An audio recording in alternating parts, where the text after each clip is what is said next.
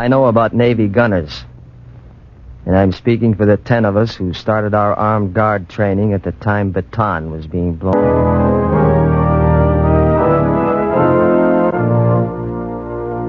The National Broadcasting Company, in cooperation with the Council on Books in Wartime, presents another program of Words at War, which brings to radio important war books. Tonight we present a radio play based on the recent book by Lloyd Went, Gunners Get Glory.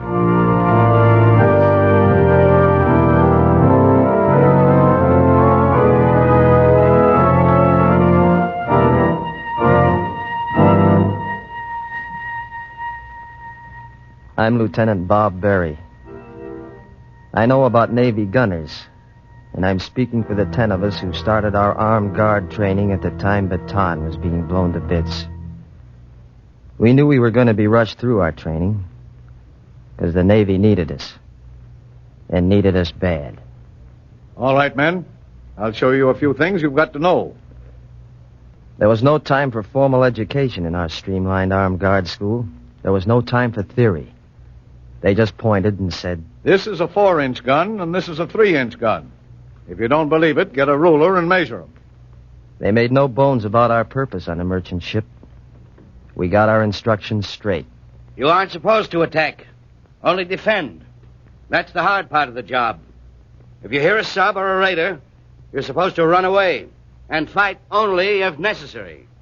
And, of course, last but not least, they taught us how to tell time. There's Greenwich time, civil time, zone time, local time, chronometer time, watch time. You know what? They got me bowled up to the point where I can't even tell what day it is. Hey, what day is today anyway? The men were up to their ears in sea talk. The only cry that interrupted work was, When are we gonna get out of here and on a ship?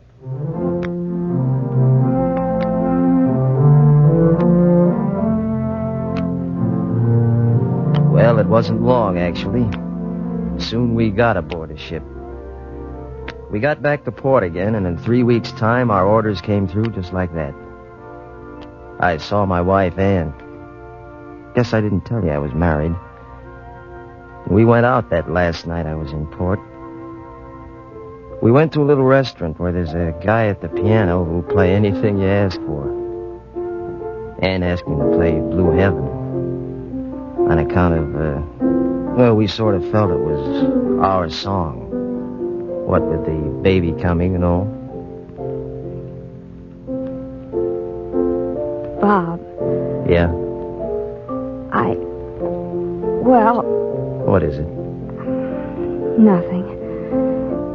More coffee? No. Bob, you'll be all right. I mean... Hey, wait a minute. You got this all mixed up. I'm supposed to say that to you. You might have the baby while I'm gone. Don't you worry about the baby. You worry about you. Gosh, I love you. Gosh, I love you.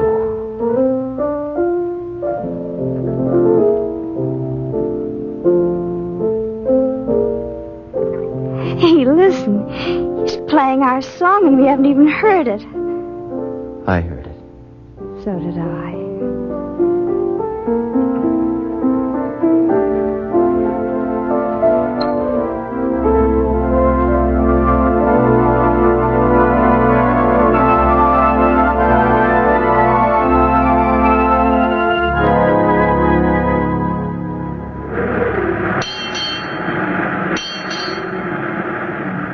Center on course 163. To the right, mate. 163. You're right.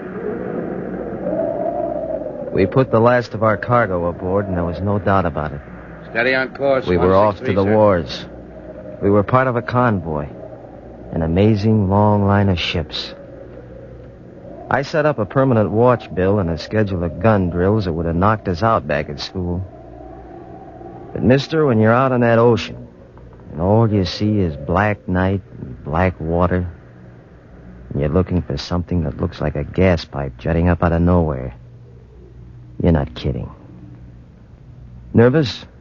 You bet you are. And you get picky. Anything will set you off. We were only out 3 nights, and on that 3rd night we were pelted but good by a rainstorm. You couldn't see 2 feet ahead of you. I was feeling rotten, wondering why in the name of John Paul Jones I'd picked the Navy.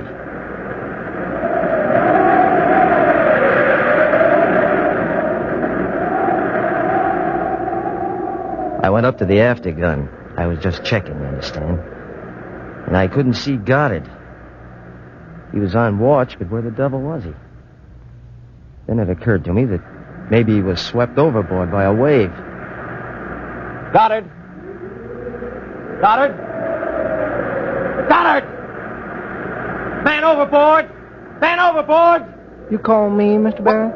I thought you were on watch. I am, sir. Where were you? Oh, right here, sir. I just wrapped the tarpaulin of the gun around me to sort of keep dry, sir. Keep dry? You realize you're obstructing your vision? Oh, but, sir, As for keeping dry, you're properly and warmly clothed, and you'll carry out your duties without the help of the tarpaulin, you understand? Yes, sir. But I think if any submarine comes out on a night like this, they deserve to have a shot at us. Don't you, sir? You can think that over tomorrow while you're doing extra duty swabbing the decks. Yes, sir. He'd given me such a scare, I wanted to boot him in the pants. Now that I think of it, I guess he might have preferred the boot to swabbing the decks.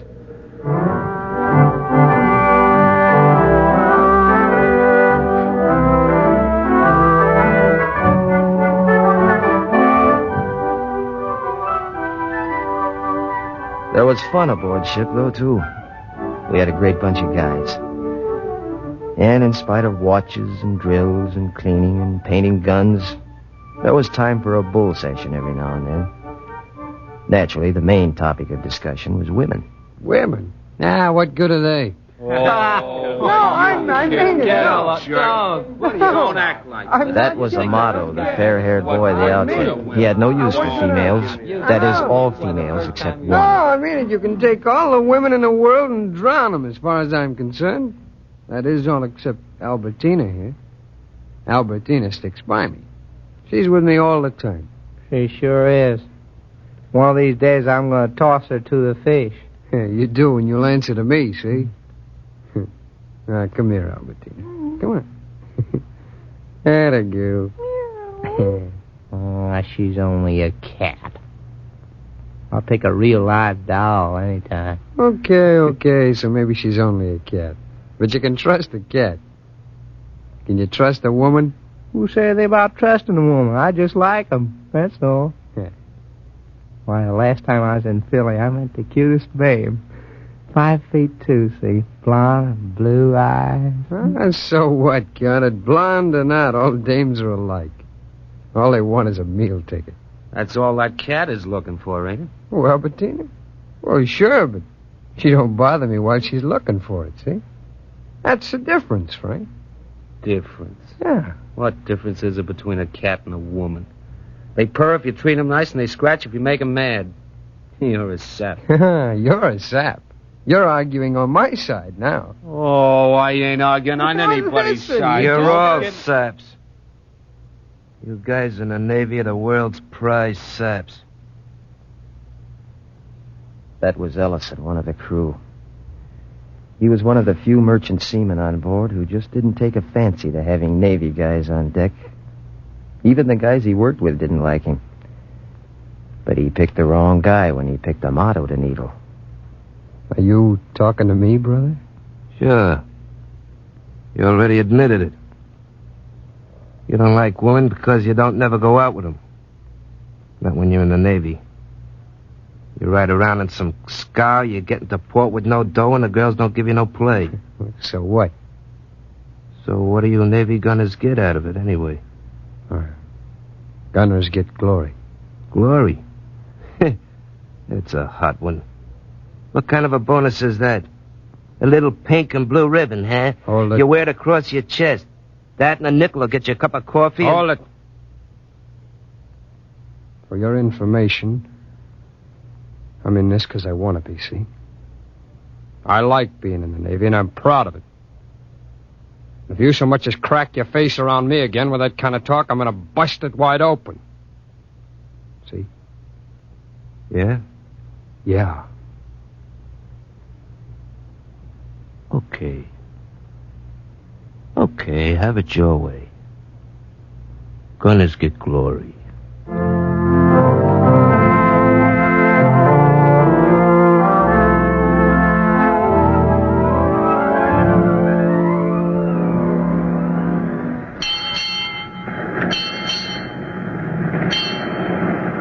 Well, here's where we go it alone, Mr. Berry. Alone, Captain? About as alone as you can be with Nazi subs all over the place looking for you. Mate, course 250 to the left. 250 to the left, sir. Yes, the convoy broke up. We were in a danger zone. Scared?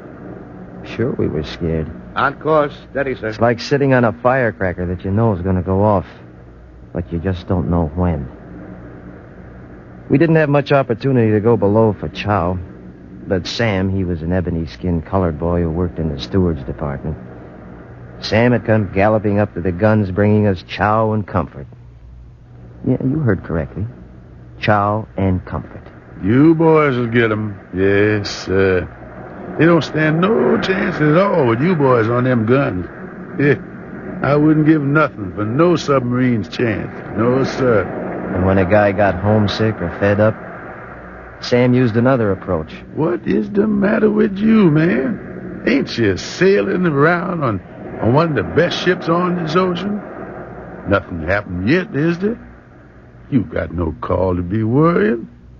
Yeah, you need a little food in your stomach. That's all the matter with you.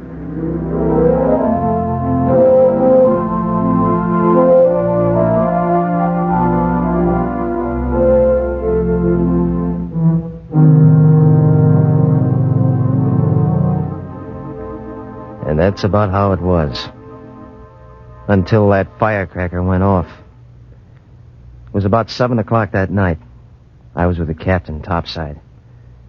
I left him and I went below to check on the blackout lights.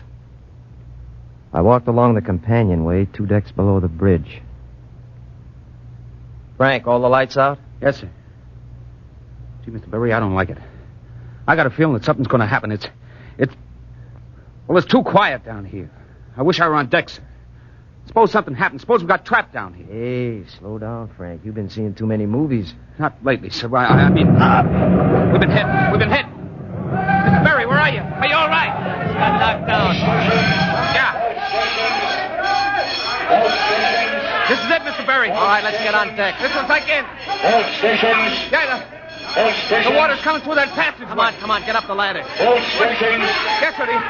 You think we're sinking? Get up that ladder. Yes, sir. Abandon ship. What do I do, Mr. Berry? What do I do? Get into your life jacket. I don't know what to do. Get into your life jacket. You hear me? Frank, come out of it. Come out of it. Abandon ship. Yes, Get to the lifeboats, man. To the lifeboats. Abandon ship. My boatman's man. Don't bother me. Go to the first station you can find. Get to the lifeboats.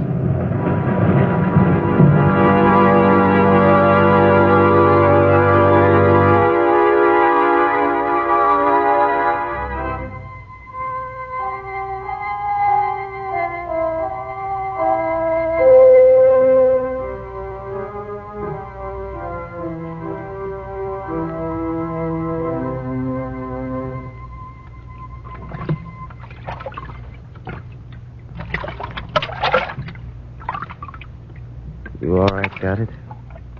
Yes, sir. Motto? Yeah, sir. A little wet, that's all. Ellison? Smith? Who else is in this lifeboat? Sam? Wolfson. Travis. Ward.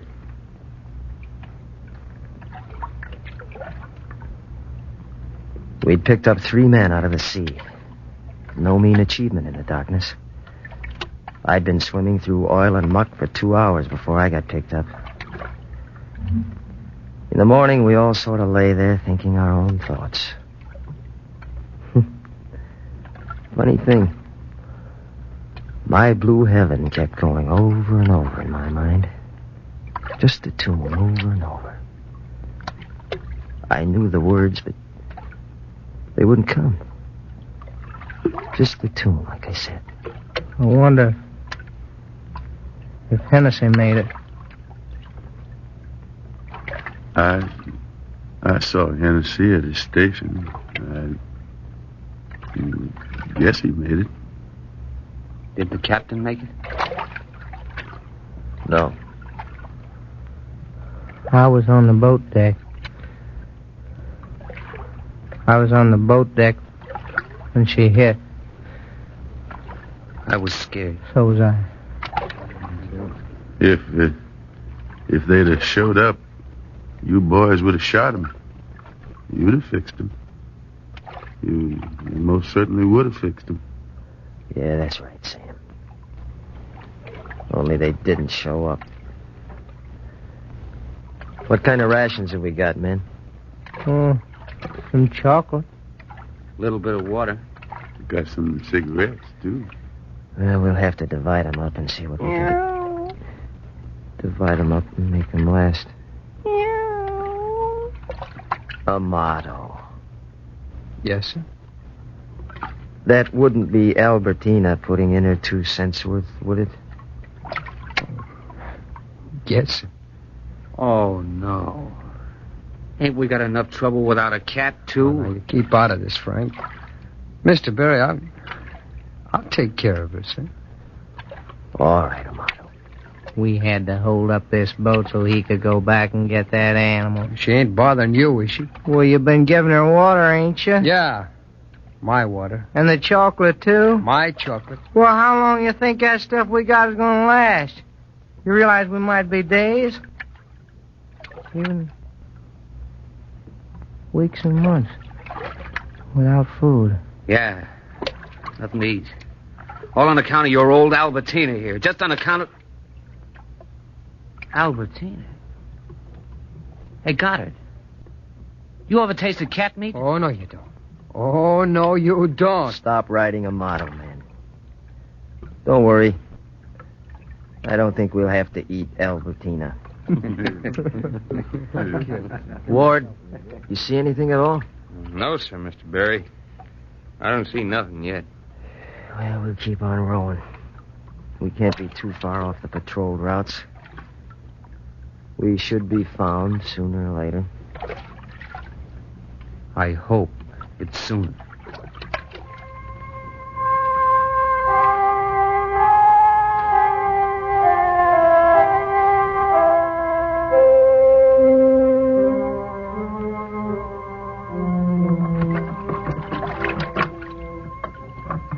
Here, Frank. Let me take over on that oar for a while. Yes, sir. You're getting a bad burn, Frank. The sun's pretty hot, sir. Oh, but this ain't so bad. You should have seen me 2 years ago. Spent the day at Coney Island. When I came off the beach... Mr. Berry, I think... What is it, Ward? I ain't sure, but I think... Plane, sir.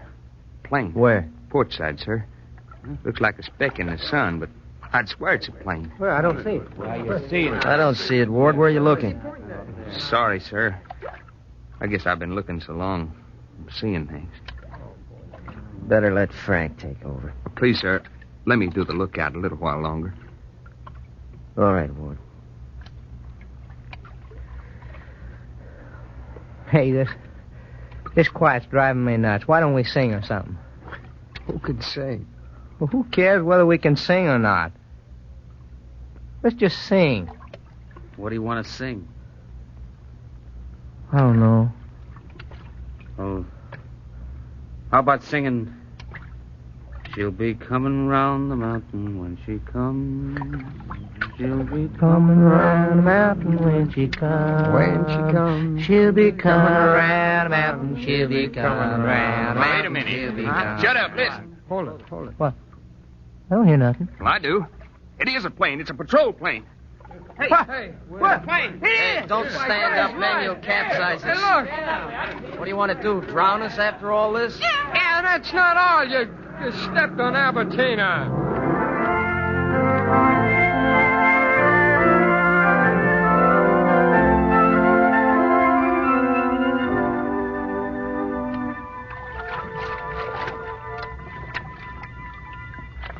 Look. There's the ship. Yeah. The plane must have given our bearings to it. I knowed we'd be saved. The Lord's taking care of us, that's what. Sam, I think you're right. The ship that picked us up was a little merchantman. We were taken aboard, and that's all we were asking for. Lieutenant J.G. Barry, sir. The merchant ship Scotty. I'm Captain Hall. As soon as your men are able, you'd better drill them and assign life stations. We've had 3 sub warnings in the last 2 days. Yes, sir. We're pretty handicapped. Trouble with the engines. Only 3/4 speed. Oh, but that means that we're... Wide open for attack? Yes, sir. Unfortunately, you're correct.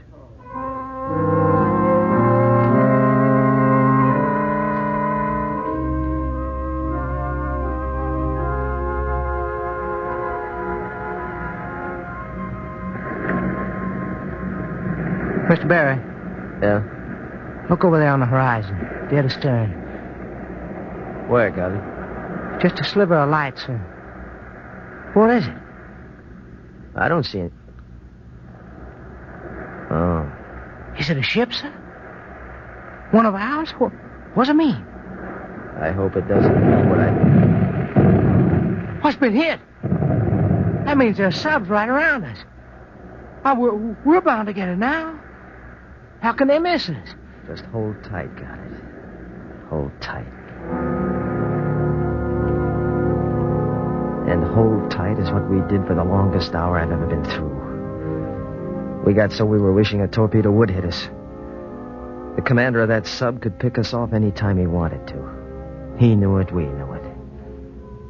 He was just making us sweat it out, I guess. Then at 2100 hours, it came. Instead of being scared, we were mad. That is, the boys from my gang were. The general opinion was... Oh, brother. Now we gotta do it all over again. Abandon ship. Abandon ship. Abandon ship.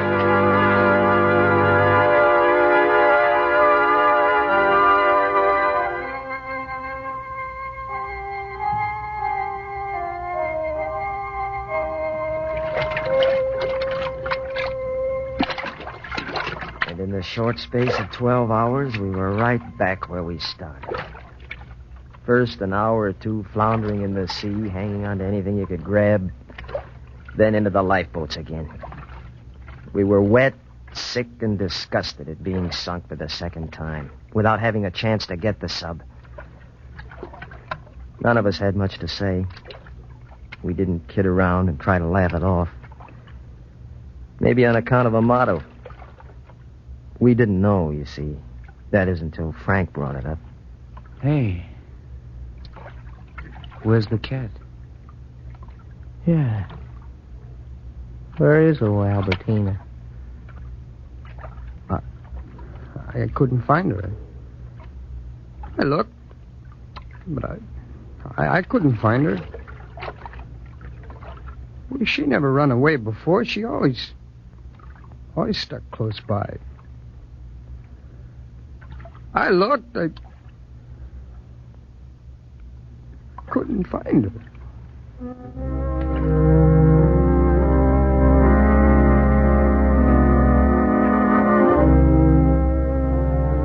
About 12 noon the next day, we sighted smoke to the southwest. Either we were all too tired to stand up and cheer, or maybe we shared Frank's opinion. If that's another merchant ship, I'll be hanged before I get aboard. I'd rather take my chances in a lifeboat. Even in this one. You're not kidding. But this time it was a small Navy patrol craft which came over quickly to pick us up. Just after we got aboard, I turned to Goddard and said, You all right, Goddard? You okay? Okay, Mr. Barry. But if we get sunk just once more, I'm gonna get mad.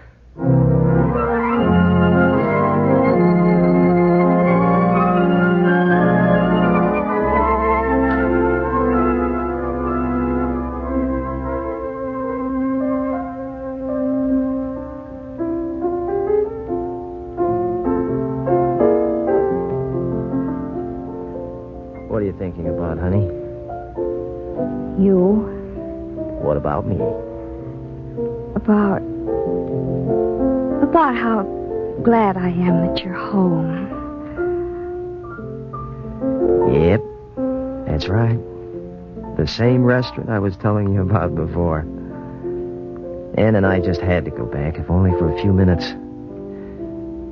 I don't know, it was sort of like a ceremony. And besides, all the time at sea, I kept hearing that guy playing that song. And I wanted to hear it again. We were so happy to be together, we didn't know what to talk about. No kidding. I told Ann what happened at sea, but after I told her, I didn't feel like talking about it much anymore. I guess we talked most about the baby. The baby who was due to arrive in less than a month now. That is, we talked about the baby till Dud Schlosser, an old Navy pal of mine, saw us and came over to the table. Hey, I thought it was you, Barry. Hello, Ann. How's Hello. things with you? Couldn't be better. What are you doing around these parts? Well, I got a hard-earned leave coming to me. And the Averils... Hey, I've got an idea. You remember the Averils, don't you? Helen and Bill, sure. What about... Well, they're having a few of the old gang up for the weekend. No, are they? Sure. Why don't you two come along? Well, I don't know, Dud. You see, Listen, you just got back from sea, didn't you? Yeah. Well, you deserve to have a good time. Come on, they're going to have a swimming party. Oh, no. No. Well, what's the matter with you two anyway? What's wrong with going on a swimming party? You better get out of here, Dud, while you're still in one piece.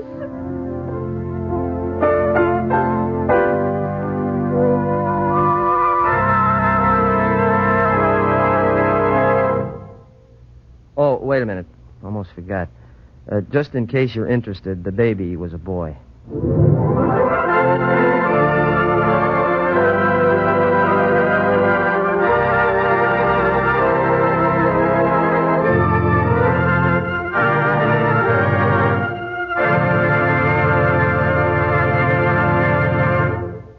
You've just heard a radio play based on the recently published book, Gunners Get Glory.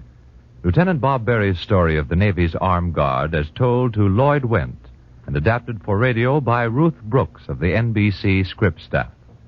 The part of Lieutenant Berry was played by Richard Widmark and his wife Ann by Timmy Hyler. Other members of the cast were Stacey Harris, Lawson Zerby, Bill Quinn, Larry Haynes, Julian Noah, Arthur Cole, Owen Jordan, Jim Bowles, and Juano Hernandez. The music was arranged and played by William Meader, and the entire production was under the direction of Frank Papp.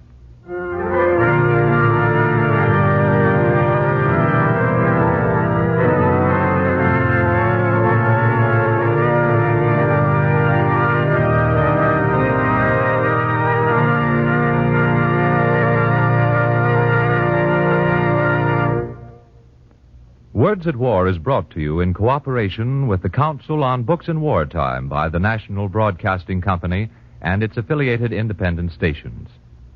What does R-A-D-I-O spell besides radio? R for relaxation, A for amusement, D for drama, I for information, O for opportunity.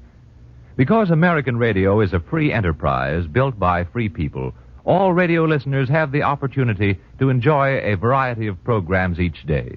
What is better than listening to good music when you're tired, laughing at your favorite comedian, hearing the stories of a great drama? Listeners can learn much from radio, too. There's no better source of accurate, instant information today than radio.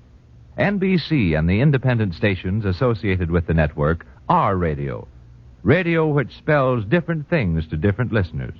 But one thing above all to everyone, the best programs on the air. This is the National Broadcasting Company.